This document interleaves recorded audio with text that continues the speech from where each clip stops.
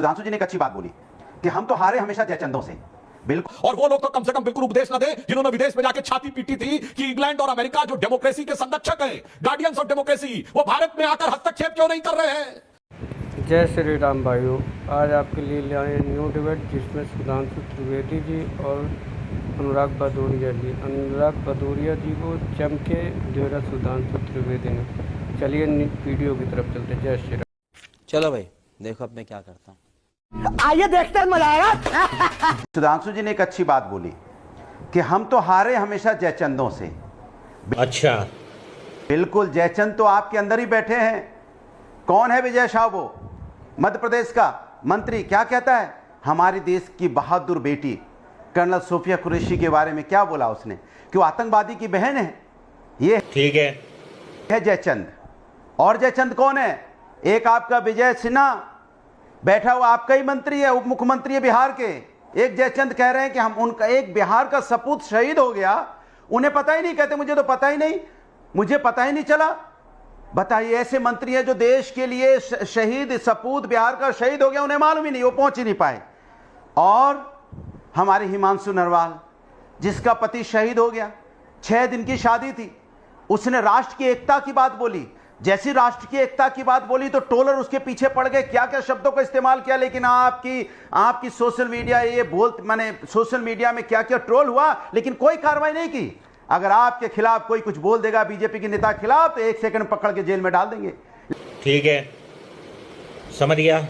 लेकिन ना जेल में वो व्यक्ति गया, बेशर्म व्यक्ति जो आपका मंत्री है, जो हमारी बेटी को कहता आतंकवादी की बहन है, जेल में होना चाहिए तक नहीं होना चाहिए? मैं आपसे पूछना चाहता हूं।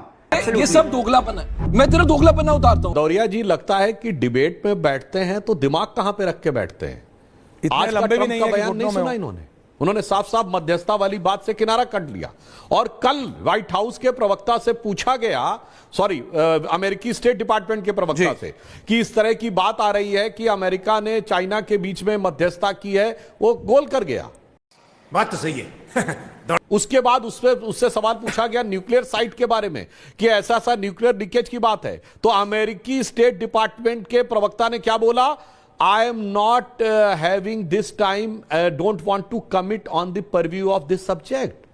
यानी ना हां बोला ना बोला, वरना कह सकता था ऐसा कुछ नहीं है। जब उससे कहा गया कि अमेरिका के जहाज गए हैं क्या वहां के ऊपर, मेरे भाई कुछ ध्यान रखा। परसों भारत के विदेश मंत्रालय के प्रवक्ता रणधीर जायसवाल जी ने बहुत साफ साफ कहा कि भारत किसी की मध्यस्थता का कोई सवाल ही नहीं उठता, ना हमने बात की है, ना कोई मध्यस्थता की बात की है। कुछ ध्यान ही नहीं रखते क्या? यहां पर आके सिर्फ एक तरफा बोलने के लिए बटन दबा दिया जाता, वही बोलना शुरू कर देते हैं। और मैं बिल्कुल साफ कहना चाहता हूं, भारत किसी की मध्यस्थता नहीं स्वीकार कर सकता।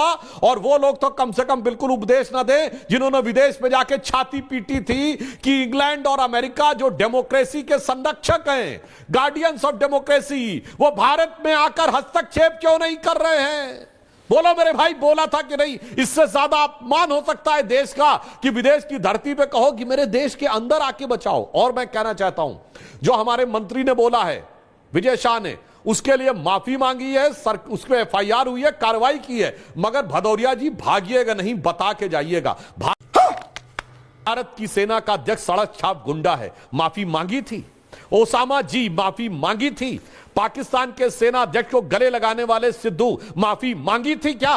पाकिस्तान में जाकर यह कहने वाले मणिशंकर अय्यर कि मोदी को हटाने के लिए आपकी मदद चाहिए, माफी मांगी थी क्या? पाकिस्तान ने डोजियर में राहुल गांधी का नाम लिखा, माफी मांगी थी क्या? हाफिज को साहब बोला, माफी मांगी थी क्या? अगर अफजल गुरु के लिए कहा हालात का मारा था, माफी मांगी थी क्या? अफजल हम शर्मिंदा हैं, तेरे कातिल जिंदा हैं, माफी मांगी थी क्या? अरे इतना माफी की सीरीज है, एक माफी तक नहीं मांगी है। अगर